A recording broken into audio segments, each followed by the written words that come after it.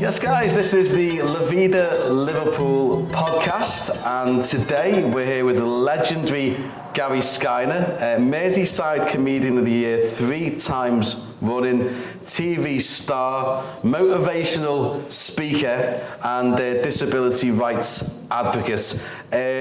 First of all, how are we doing? Thanks for coming on, Gary. I'm good, mate. All the best. I haven't seen you for ages. This Red Bull, I'm addicted to it. It says it gives you wings, but they never told me it was chicken wings. Straight in with a wild one there, Gaz.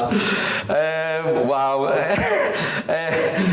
I don't know where to start now. I threw you there, haven't I? You really threw me there, like. I was going to get all serious and shit, you know? Yep. Carry on. Well, I guess then where to start is, of course, talk about your disability, Thalidomide. A lot of people won't know, you know, how or why you're disabled. Can you first fill people in on the Thalidomide scandal and why you're disabled? Yeah, I keep it as simple as I can. Basically, it was a drug that was given to expectant women back in the 1950s, late 50s, early 60s, developed in Germany during the war, and it was meant to be a nerve suppressant. And in peacetime, the Germans realised that it had a lot of good qualities from a medical and sedative point of view, and decided to go down that road of using it as a beta blocker, if you like, and marketed it as a wonder drug. That's exactly how they marketed it. It was a wonder drug. I wonder where my limbs went. You know, that's the only wonder I've got. But it was given without testing. It was brought onto these shores in August '58 and was given a licence by the Food and Drug. Well, we didn't have a Food and Drug Administration then, we just had a health service. No tests. The Germans sent it off to be tested in what was then East Germany. And for reasons better known to themselves, they were told by the scientists who tested it was that its molecular weight was too strong. Yeah. And if they intended to use it on a pregnant woman to suppress morning sickness in its worst form, hyperemesis gravidarum, I'm trying to show off here with a bit of medical knowledge, but that's projectile vomiting. You know, so me, Casty, the lads, young lady that's been on your podcast before, we've all had that night where we've been shouting down the big white telephone for Huey when we've had too much to drink. And if somebody said to you, take this and it'll stop, you take it. But if you're a pregnant woman and you've got that for 9 months, and somebody says, hey, this is what you need, and you take it, and it's your GP that says it's safe to take. You take it, and you've got no idea what's going on in here.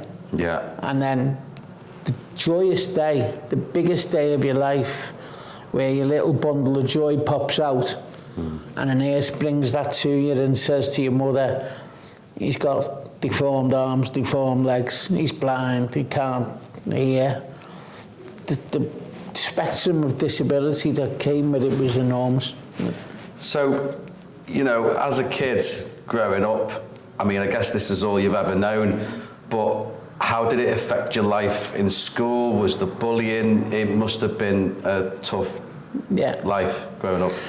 Well, not so much tough, because mainly because geographically where I was brought up was Liverpool. And it was a case of, hey mate, it doesn't matter what colour you are, what creed you are, what religion you are, you'd either get that and put up with it, or, you know, you're either one of us or you're not. And nobody really, apart from the odd idiot, who, you know, so I developed a way, I don't know what come first, whether it was the disability formed the personality or the other way around. If I'd have just been an ordinary Joe, would I have been a stand-up comic? I think I've become a comic to deflect the skits, the catcalls, you know, call it what you will, you know, Spaz, Short Arms, Skippy, Yeah, you know, yeah. the old kangaroo that used to be on the telly, Skippy, you know. So I'd just say, you know, because them two fingers and them two fingers were joined at birth. And idiots would say to you, what happened to your fingers? And I'd say, oh, stuck them in a pot of glue. You know, and things like that. I just thought, you know, why would you ask someone that question? You're ignorant. But anyway, we got through it. And the teachers, one of my ex-teachers, who sadly passed away now, Peter Casey, he said, if you only knew the conversations that went on in the staff room about you, what do we do with them? He said there was 6 of us looking out the window, and you were throwing yourself on the concrete, saving the ball and everything. You were a great goalkeeper, you know. And I was a great goalkeeper and fearless. I mean, you've got to be an idiot or insane to be a goalkeeper or want to be a goalkeeper, and I think I'm both. And, you're better than Jordan Pickford. You know, every night I used to go home with a new pair of pants. Yeah. Every night, you know what I mean? Big holes in the knees. I've just had a complete knee replacement now, but that's probably part of the reason why. Just threw myself all over the place as a kid, you know. So it was never treated any differently, thank God. You know, touch wood, it's made me the person I am today. So, obviously you've overcome the adversities of growing up with disability. What advice would you... Because you're a motivational speaker and give talks on overcoming things when people say, you've got books out, and people saying you can't, you know, which is what your book's about, isn't it? My book's called You Can't, You Won't, and if I had a £5 note for every time anyone has said that to me in my life, I'd be a multi-billionaire now. You can't and you won't, and I've gone, I can and I will, and I have, and that's the way it's been. Well, what's your advice to anyone growing up being told they can't, or, you know, thinking that they're, you know, completely limited, you know? What's your advice there to people? Well, if you are of that mindset, then rest assured, by doing nothing, nothing will happen. Simple as, you sit where you are now and don't move, and you'll be there in 20 years' time. Yeah. You say to yourself, I've got limitations, I've got, you know, I can fly a light aircraft, right? But I know I'm never going to go to the moon. Yeah. Basically, I mean, that is a step too far. Yeah. But who'd have thought I could have flown a plane? Who'd have thought I could drive a car? Who'd have thought I'd have been a professional football coach? Who'd have thought I'd been a professional referee? Who'd have thought I've took a late law degree? Who would have thought? People would have just laughed at it. I mean, my own dad used to like put me down all the time and say to me, you can't do that. I remember going to doctors with tonsillitis for the first time on my own when I was 12. And there used to be a car called a DAF, DIF 33, 55, 44 and 66. Yeah. And it was, the motto was forward to go forward, back to go back. It was an automatic. You couldn't buy anything other than an automatic. Yeah. And I remember going in the showroom next to the doctors and getting a brochure for the 33, the 44, the 55 and the 66. And I was sitting reading them on the couch when he come in from there. And I said, I'm going to have one of these in 3 years' time. And he went, don't talk rubbish, picked them up, and he threw them in the bin. You'll never drive. Serious? Yeah, he said, get that out of your head for the start. And I went, well, it's automatic, I don't need to change gear. And he went, forget it. And that was despair. In fact, when I passed my test for the first time, and I was 17 on the 5th of November 1976, and I passed my test on the 18th of January 77. So in less than 3 months, I'd actually learned to drive. And the night I passed him, the first journey I did on my own, I shredded the L plates. Went to his house over here, actually, in Little Sutton. Yeah. I didn't knock, I just shoved him through the letterbox. Go ahead. Just the shredded L plates went through his letterbox, and he rang me the next day and he went, so you passed then? I went, yeah. And he just said, and he didn't know what to do with himself, you know. It's incredible, mate. Yeah, he didn't even say, I'm sorry, you know, he couldn't say he was sorry because he was wrong. That's amazing. Yeah, yeah. Obviously, you've gone on to become a multi-award-winning comedian. Incredible career, performing all over the world, smashing it, you know. During your career as a comedian, you know, what would you say are your finest and most proud moments? What are your best gigs? And also, you know, what is any real bad gigs? We all want to know that from a comedian. Thankfully, not that many, but one of the best gigs was to work in Dubai, and the girl who run the tour out there, she was from Manchester, and me and Alan Bates, who you also know was an hypnotist, we nicknamed her the bag with the jag. She was from Manchester, Cheryl, and but she was terrified of letting me loose because she knew, like, you couldn't put a rein on me. Yeah. And out there, of course, you got to be very careful with what you say, you know. Of course. And she's going, Gary, right, if you go out there tonight and start effing and jeffing and all this nonsense, right, and they'll chop your legs off to match your arms. So the first thing I did when I went out there was 4-word expletives just to piss her off, you know. So. But it was great to get, like, over 1,000 people in an auditorium, like, giving you the standing ovation. It was great. Yeah. And then the opposite side of that went to Newcastle, and there was a place called Cox Lodge in Gosford, British Legion. Yeah. And I walked in the room, and it was full. Absolutely chock-a-block. It was like a doctor's waiting room. There was no noise at all. Yeah. Nobody talking, no, like, kerfuffle and nothing. Yeah. And I've gone in the dressing room, and this girl singer was in there, and she'd worked with me before, and she went, Gary, what are you doing here? I said, I'm doing what you're doing. I'm doing a gig. And she went, not here. I said, why should they hate comedians? She said, they even hate singers. And she said, that room out there is full because tonight the bingo's 500 quid. And she said, they all hate entertainment, they just come for the bingo. And I've thinking to myself, she's winding me up. Yeah. You know, so I've gone out there, like, pumped myself up. Good evening! Like that. Good evening. See what happens when you bite your nails? I'm sorry I'm a bit late, but it's a hell of a job thumbing a lift from Liverpool like this. Not a titter. Not a... After 10 minutes, there's a fella in the front row, and he's doing this. Off. I come off, he come in the dressing room and here, you don't think I'm paying you for that load of shite here? You're the worst comic I've ever seen in my life. No way. He said, here, sue the club for your money. And I had to sue the club for my money and everything, honestly. No way. So we gone from there. And then the PFA dinner, you know, in the Grosvenor House, in the great room in the Grosvenor House, you know, Jeff Hurst, Sir Bobby Robson, Garth Crooks,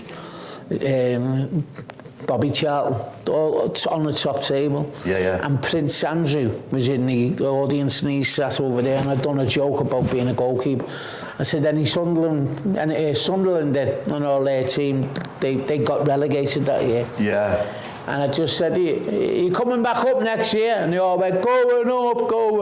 Yeah. And I said, that's what you think. I said, I've just been in a lift with your manager, Mick McCarthy. I've signed a piece of paper, and I am your new goalkeeper. and Prince Andrew's sitting there going... And when he finished, he come along the top table with Arsene Wenger. He used to manage Arsenal. And he's sitting there, and Arsene Wenger said, you were very, very funny. I enjoyed you. You were very funny. Unbelievable. And then Prince Andrew went, yeah, absolutely, outstanding. He said, I obviously couldn't laugh at the joke about the goalkeeper. He said, but I laughed my bollocks off. That's what he said to me. Prince Andrew said, I laughed my bollocks off. Yeah.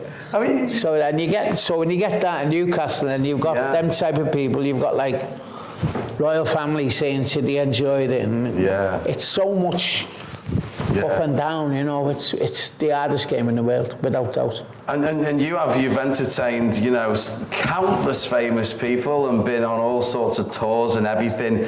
But obviously, you know, there's more than your amazing career there as a comedian, you know, as a motivational speaker, showing people that they can overcome adversities, they can do things that people tell them they can't. But of course, as a disability rights advocate, you know, the thalidomide is an awful thing. It was terrible what happened, but you campaigned for that greatly. Can you tell us, Gary, a little bit about your role as a disability rights activist and obviously your role in the courts? Well, what I did was if you said to me, how would you achieve what you'd achieve? I achieve what I achieve by thinking outside the box. I don't think the way other people think. I think there's got to be another route from A to B than the usual. Yeah.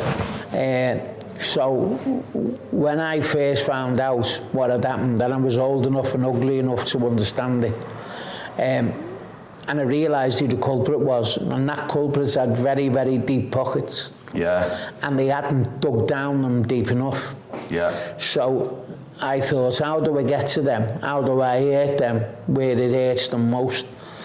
In the pocket.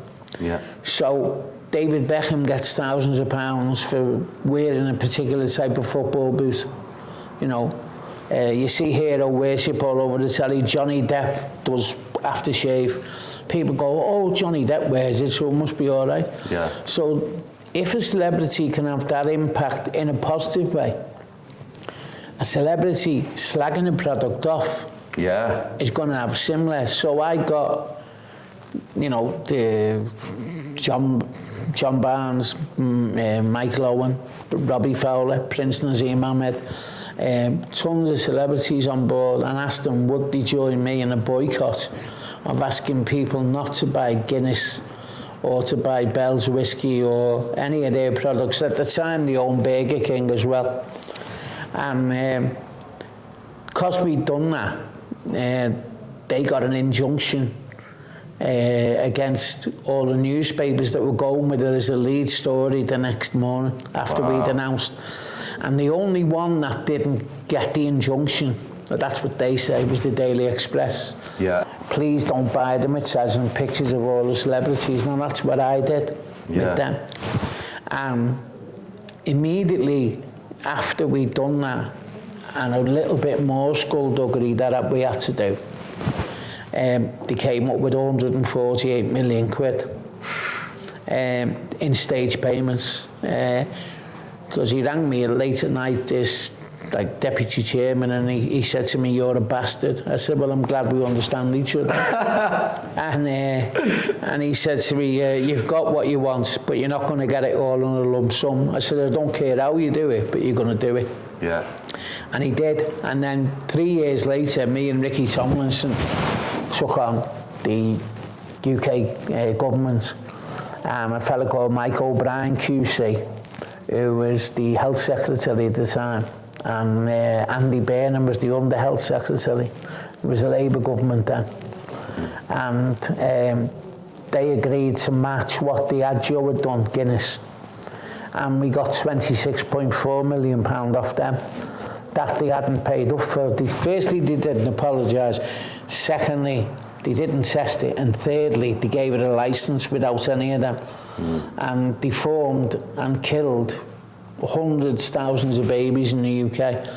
And never even apologised. So I know it was late in the day, but we got them back.